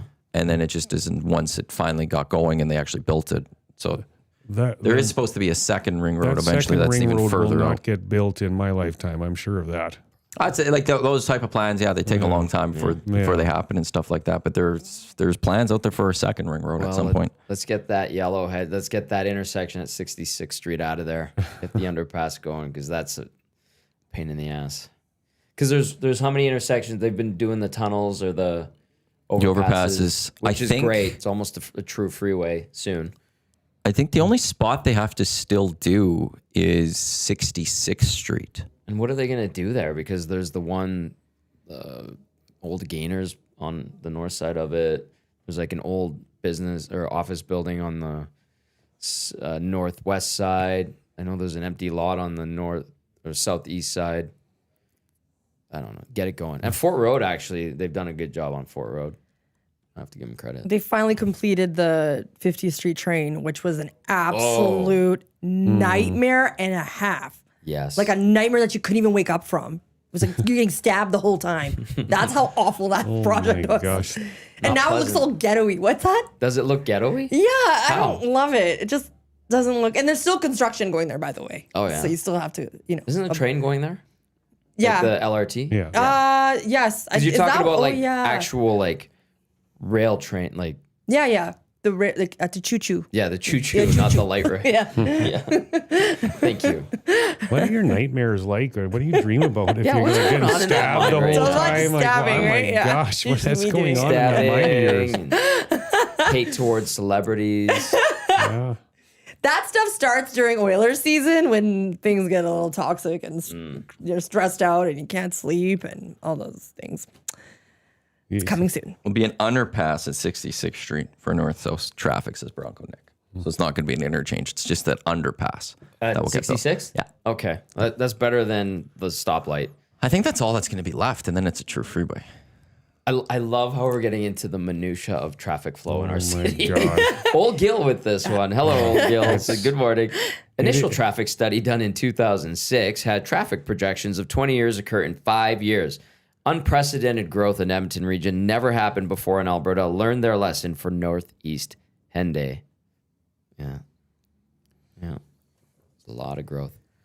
A lot of Is it growth. going to continue though? Everyone's saying that the economy's. I don't see it, but the economy sucks. Highest unemployment rate in Yes. Alberta and forever. And I'm like, wow, okay. I'm not noticing anything in my space, but I don't know. We could use another hospital.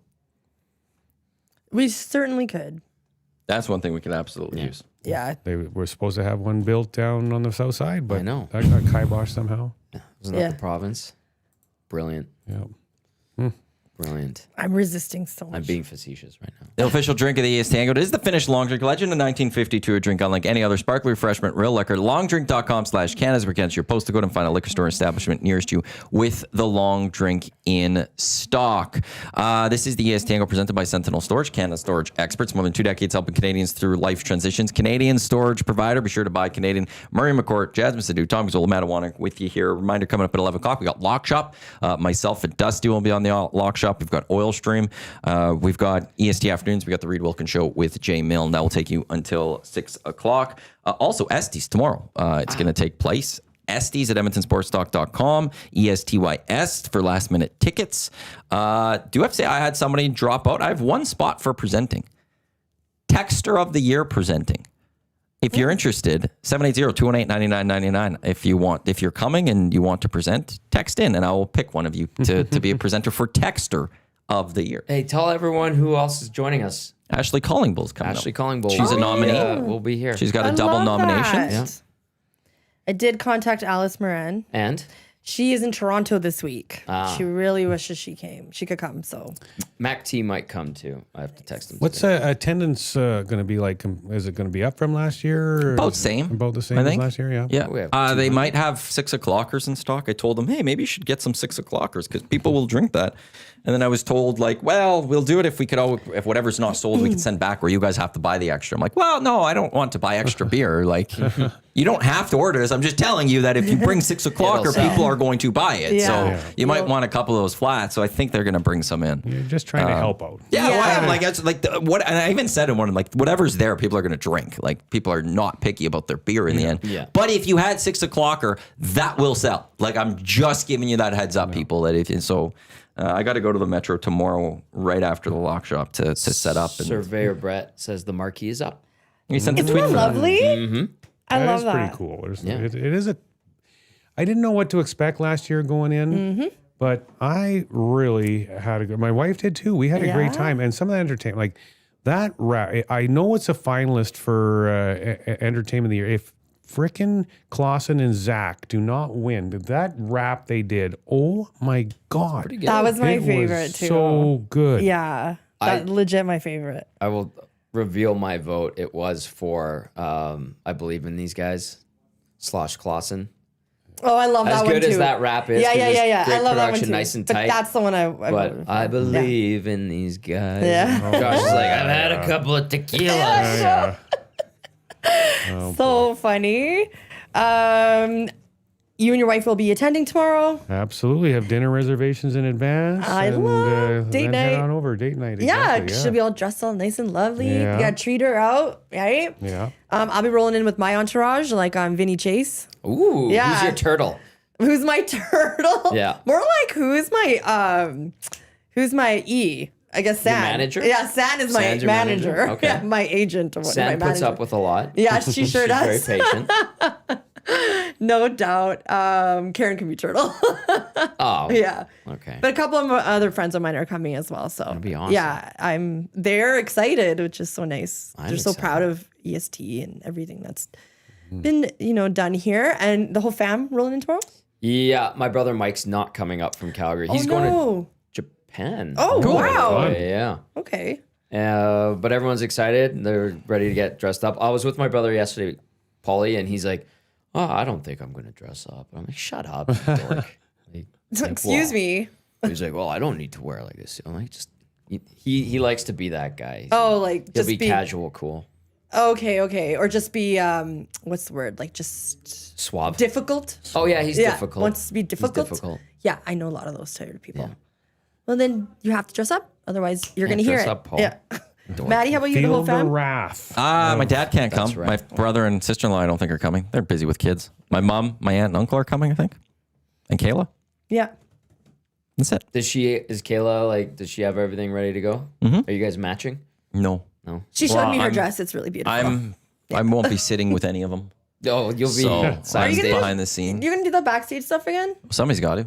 Come on. He's so good Who at else, it. He is, who else but is I- going to Well, do that's the that? other thing. Like, who Joy, else I is feel going to do bad this? for him sometimes. So that's where don't. it's He's busy. He's working. He's making the show. The If he show was- must go on. get He's it great. done. If you weren't back there, like what the There's no heck? show. It wouldn't work. So yeah, well, I think with the clicker, I could. Oh, I have to hand out the awards and the things, but I've got all your nominee cards so you guys can read. Yes. There's no script. You just go up there and nominate. They read the nominees and stuff, and yeah, it should be a fun night. I'm gonna attempt to maybe try to record it so we could put it up on YouTube later, but it's the least of my priorities for tomorrow. And hopefully this year, if I actually do it, I just have to make sure I plug in the laptop power cable because that's what happened last year.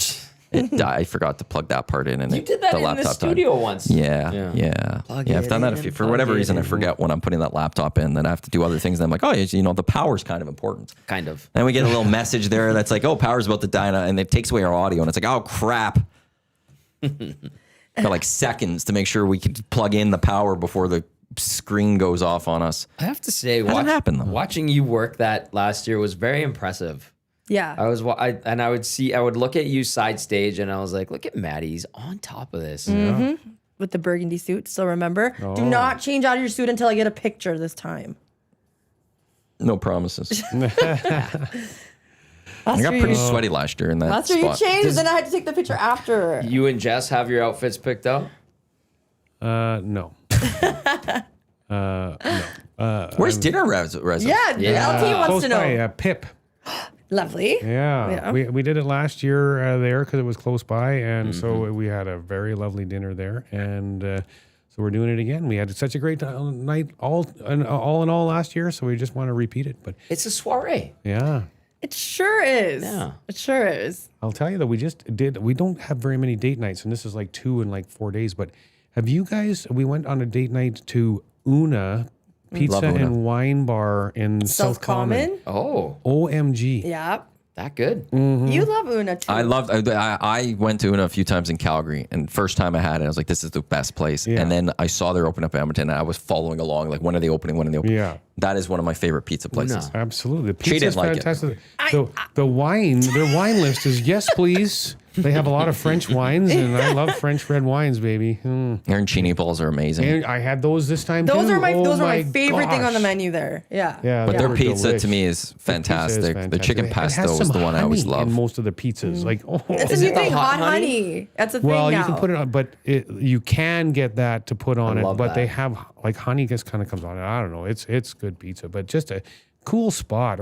We've been there a few times and really, really, really enjoy it. Just the one location? In Edmonton, there is. In There's- Calgary, there's they're like looking at a 5 of them or second 6 of them. Are they? Oh. Yeah. I'll be there this weekend, so maybe I'll My try. wife knew it from Calgary too, so that was her saying we gotta go to this place. It's There, cool. there was one in Banff. Is that one still open or not? That one might have closed. But it was, when I was in Banff a few years ago, I saw them like, oh, we're going there. Like it was no question. Like Yeah. we're stopping at Una's. Okay. So cool. I'm excited to You can do like a it. half and half pizza too, so you can like get 2 flavors. There's pasta too, if you know. Yeah, there is. Don't like their pizza. Then sorry, what's wrong with you? But there is pasta to eat, and the arancini balls. Yeah, Arancini. they're like, but their appetizers are unreal. I know getting I was hungry. dogging a little bit on the pizza just because it was like so much topping on it. It's really heavy, so the bottom crust wasn't crunchy, and I need that. That's the only kind of beef that I had. But the opposite is like my friends love a lot of topping, Topping Yeah. is and I'm like more of a skinny, like a crunchy, The thin, thinner light- pizza. light yeah, crust. That's right. Thanks a lot, guys. I'm starving. And now I want to try this pizza. We have the Friday foodie show too. Don't forget. Yeah, with Jay. Yes. I gotta bring something. I'm out of too. town though. Oh, you're This working. Friday? Yeah. You haven't booked it off. Yes, I did. I emailed you. I'm in Calgary. Friday night football. Okay. Get that in the schedule. We'll hammer that I'll out. bring something too. To like taste. Well, I'll talk to you about that after. That's like the last game that conflicts with any like hangouts, and I can do oil stream from. That was just making me think that the last Monday that I'm on before Christmas, when I always bring wine in, might have to bring some. Oh yes. We have the kitchenette now. Oh yeah. Actually, it's like boy. a full kitchen. No, We don't have a stove or an oven. but you guys brought. We have in- the toaster Air oven, fryer. I guess. Oh yeah. Well, it's an air fryer, toaster oven, all that in one. And you and Jay made food on. I brought in appies. So I brought in wings and matzo sticks, and I Thanks made for the nachos. invite. This was for Elks Green right. Post for our Green and Gold kickoff post game shows, which we stand by. We have the more fun than oil stream do Green that post game here? show. Hey, why are you Or taking you shots in at a- our We show? because I said it to we have more fun than you guys do. Probably. Just throwing that out there. We you have do a it great on time. location, or do you do it in Here. the studio? You do it in studio, and you Yeah. bring in yummy food. We rotate who's going to bring in food. So this week it was a 1 o'clock start. I'm like, Jay, like, what do we bring? Like, and it was like appies this time. That's So I perfect started football off with the food. wings, and then we ate some wings, and then I moved to the matzo sticks, and then I had for halftime nachos and double layered the nachos. You put one layer down, you put the veggies and cheese, and you put another layer of veggies and cheese. We eat the top layer, and then I throw it back in the toaster oven to get a little more crisp on the bottom layer, and went out and we crushed it. That sounds incredible. Well, I did listen to one of your post game shows on my drive home from the game last year, where you guys were at some bar and there was some drunk woman that was like, That was the very last game for Yeah. last season. you remember it. So that's probably why you do it in here now, because just listening to it, it was. You She was guys were hugging Jay. clearly uncomfortable. At the casino, right? I had to Oh, tell her yeah. to stop and like to go away. And there was like 3 of them. And there was a lot of other things that happened that night. There was some guy I think gave us the middle finger almost or something because I don't even remember. There was a lot of weirdness that happened that night. I remember going back and watching because you guys were talking about it. I'm like, oh yeah, this is strange. Yeah, it just seemed like just listening to it. I was listening, not watching, because I was driving, and it seemed strange and awkward, the whole thing. So I'm not surprised you're doing it here instead of on location, because some of those on locations, I mean, you do it a lot too, but like people are getting hammered and they just want to have their 2 minutes of idiocy to, The idiocy happened in the playoffs. I remember this girl at Ice House kept she was wasted, obviously, but she kept bumping the tables where we had everything set up. And I'm like, she starts like talking to me. I'm like, I am on the air right now.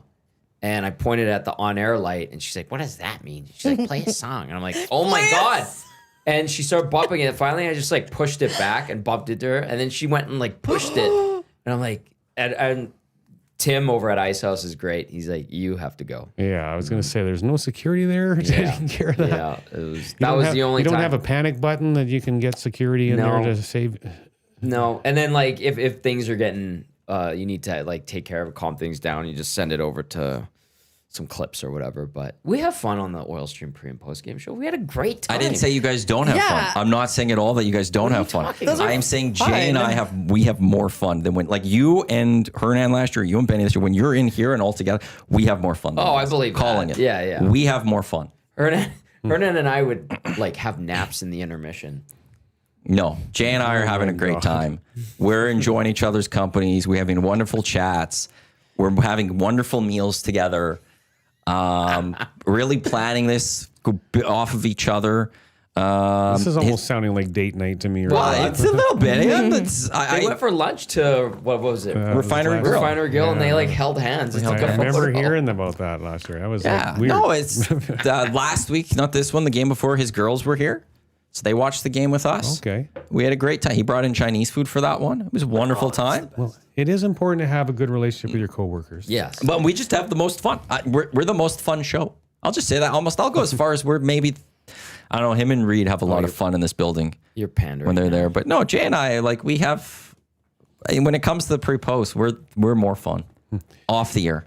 Ouch. Off the air. There's nobody that's more fun than LTE.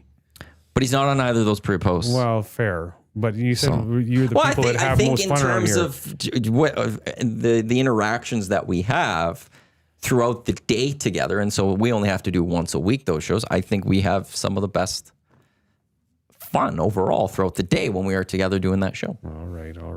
Look at you, like brush them shoulders off, Maddie. Giving you All right, a little pat on the back. And Gager brings in food, hasn't brought in food that much in this building now, but he doesn't do it just for Hernan. He does it for the office. I'll give him credit for that. But Jay and I bring in, like, what do you guys do for food for pre and post? We go get JBCs. Yeah, that's it. At We Wendy's. plan this. We work it well. There's a new donair shop opening up here and a shawarma place. Oh, shawarma, yummy. Yeah. There's a shawarma right beside a new donair place. Plus, there's the Starbucks. Like, we've got options: a Harvey, Swiss Chalet, Subway, Wendy's. Lots of options. None of them sounded very healthy, but Oh no, they're not. Trust me. My brother was giving me crap yesterday. He's like, "You need to like start cooking your own food." I'm like, "No, I don't. I will not." I tried HelloFresh. I am And? trying HelloFresh right now. He said that I should try it, but Yeah, it's good. It's good. that doesn't sound like an It's like a lot of overwhelmingly- food. I feel like it's a lot of food. So Leftovers.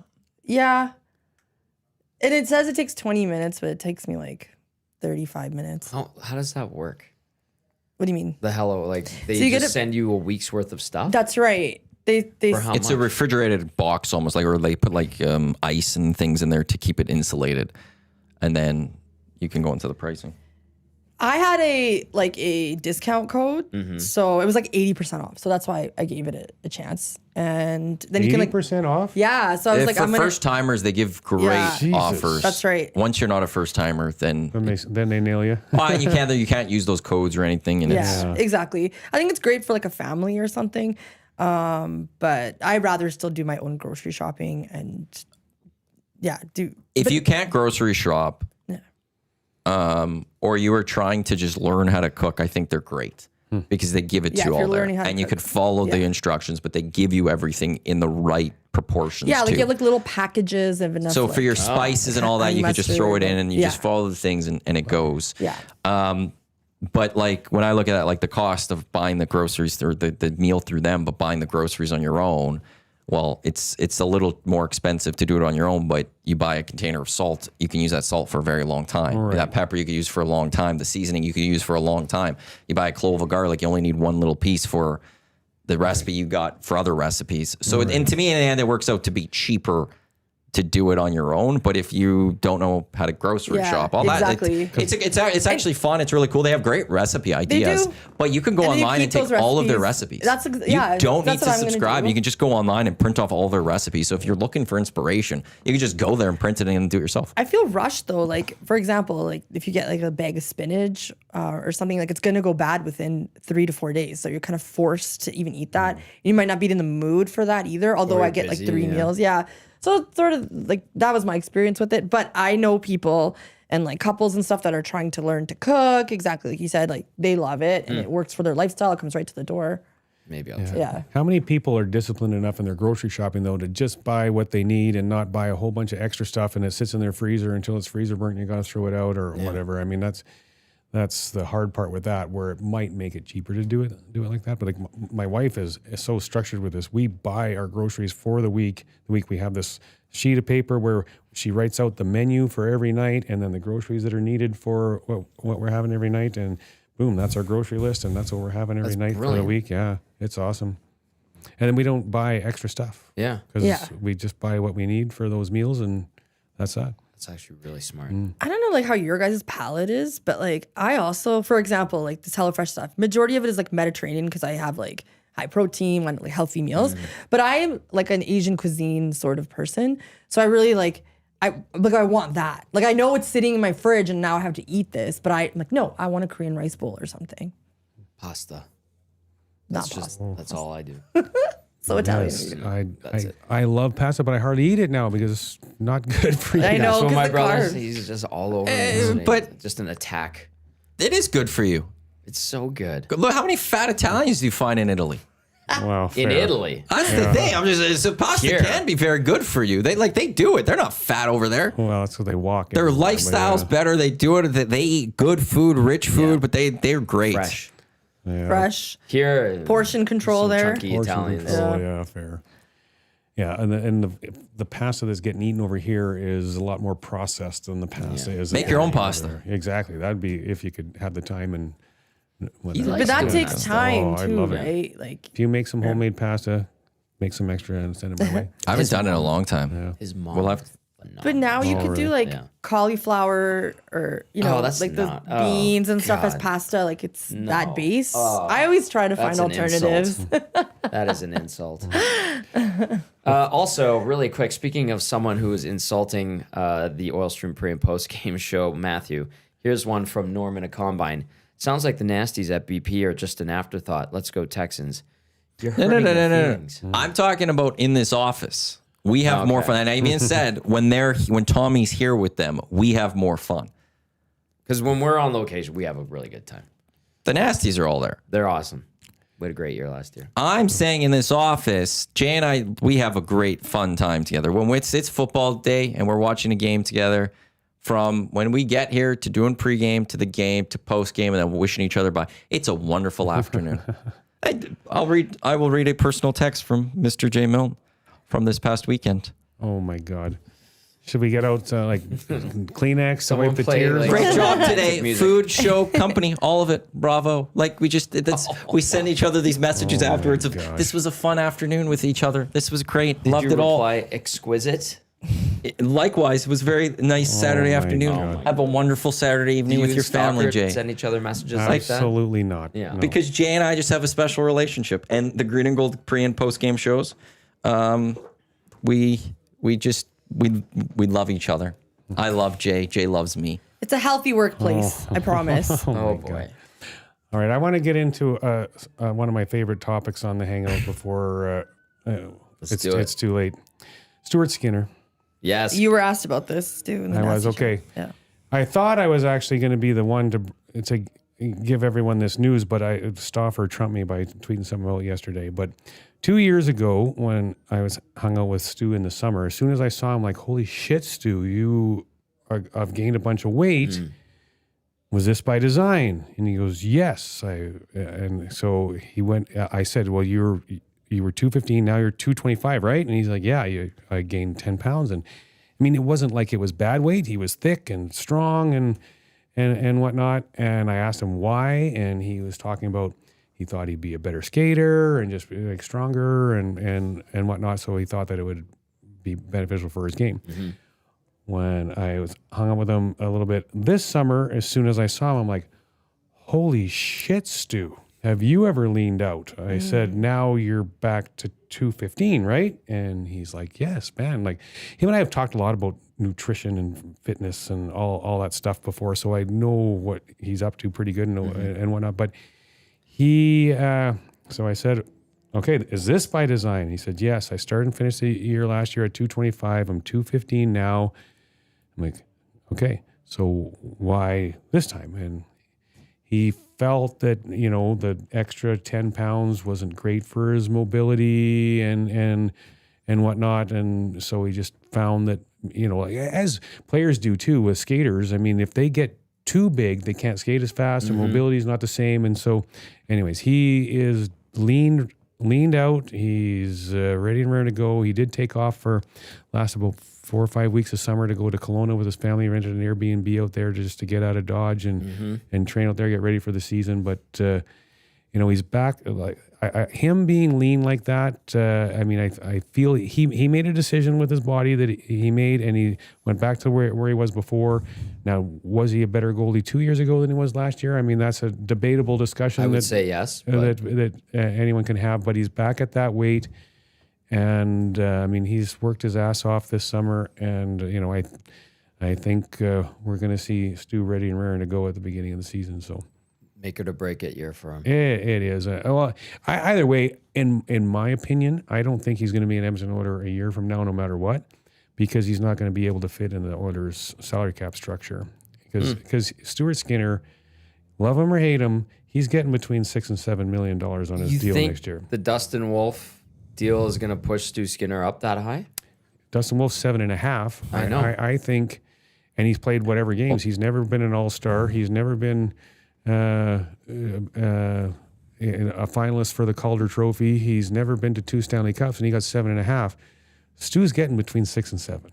I think his benchmark is Aiden Hill. I think he's no more than 5.5. Aiden Hill signed that deal before the cap went up and up and up. That's a good point. This is over under for Play Alberta. Brought to you by Play Alberta. Download the app today. Visit them, playalberta.ca, EST Sports And, YG50. Deposit 50 and get a free 50 bet. There's your over under. What's Stuart Skinner going to get? This is going to be, like I think you said, a make or break year. I mean, what that number is going to end up being is going to get determined a lot by his play this year. But the Oilers are Stanley Cup favorites, and if he's a goalie that for the team that goes to Stanley Cup 3 years in a row, he's getting $6 to $7 million, and that Oilers aren't going to be able to fit that in their salary cap. So I think that they would have to move on in a different direction, no matter how he plays this year. I don't agree with that. If he totally redeems himself for last year, they do make a nice run again. Maybe they win a Stanley Cup. We'll see. I don't think he can command that kind of money. I just don't think he. I know I make a case for him, like what he's done to build him up, but I don't think he is like to me, goalies are becoming running backs. They're not getting paid the way they used to. Dustin Wolf's got 7.5. I know, but that's. I think the Flames raised some eyebrows with how much they gave him. Sure. There's only one Shesterkin getting a ridiculous amount of money. What's he getting? 11 and a half. Yeah. Carey Price was kind of the outlier. He was 10. Bobrovsky was 10. a crazy contract and wasn't worth it until they started becoming contenders.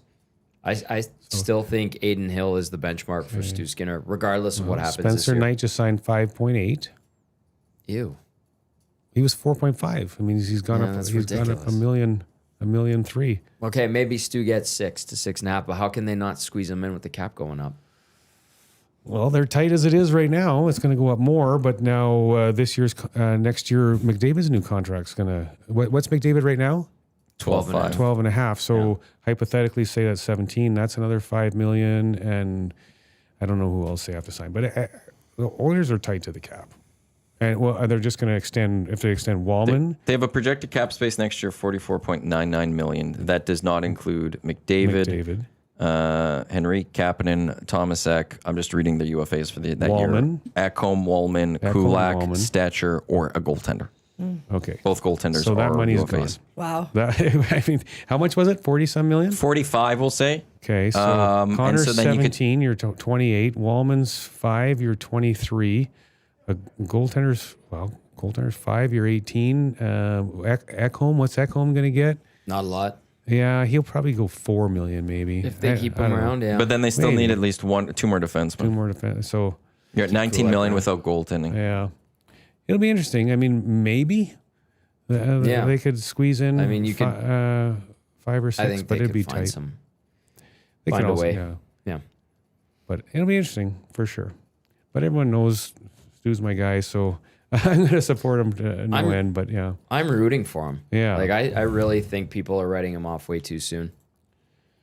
Unfortunately, and he took a lot of flack. yeah. He didn't have a great year last year. I'll start there, but There was a wave in the middle where he did play very well, but Yeah. then fell off again a little bit for sure. a couple of texts coming in. Deaky Sparks says people are going to lose their minds when Stu makes 7.5 somewhere. Good Time Charlie says Spencer Knight contract is what's going to push him up. But Spencer Knight's contract is a little different. Like, I'm a Blackhawk guy, obviously. I'm happy with the Spencer Knight contract. Yeah. He was 4.5 before, and this is, he's not 5.8, not this year at all. It's next year, because it's the same thing as what, if the Oilers sign McDavid right now, he finishes this upcoming year on the last year of his other contract. So, I mean, Spencer Knight only going up 1.3 when, knock on wood, he's going to be our number one. He is our number one guy, and if he plays, as he did at the tail end of last year for us, or even a little bit better, well, man, 5.8 is a really good deal for him. Cozy says, hey, fellas, would Skinner not fall somewhere between Spencer Knight and Dustin Wolf? Yeah, maybe. Interesting. Interesting. And there's Murray. going to be more goalies signed, Yeah. but before Stu ends up signing, so that could set the market more. But the cap is going up, so goalies are going to get paid more. They're not going to get paid less. Good point. And we're seeing it with the cap going up. Every free agent wants their piece of it. So Yeah, because it always works off of a percentage of the cap is what they look at. So True. as the cap goes up, that percentage means their salary's more. fair point. In honor of the ESTies tomorrow, yesterday was the 77th Emmys. I did watch them. I just quickly wanted to give you guys a quick pop culture update. Oh my god! Lay it on us. The top winners was Adolescents actually took Best Picture, Best Series. Never heard of it. It's pretty good. It's on Netflix. Yeah. It's like a serious show based on a young kid, and it's all done by one angle, based out of the UK. Really good show. I do recommend it. But it won. Pitt took a lot of awards. Studio took a lot of awards. I'm hearing great things about the studio. By the way, it's on Apple TV. Also, Nate Bargatze, I think that's how you say his last name. He's a really funny comedian. He was the host yesterday. He had this thing where the thank you speeches had to be 45 seconds long.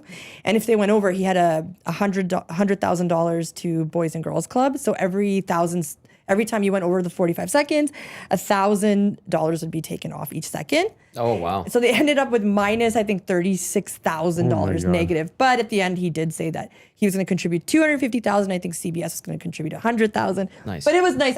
Last year's Emmys were a little bit more entertaining. I'm almost done. Last year's Emmys were a little bit more entertaining, but this year I thought it was more civil. A lot of political stuff in the speeches. That's fine, whatever people want to do there.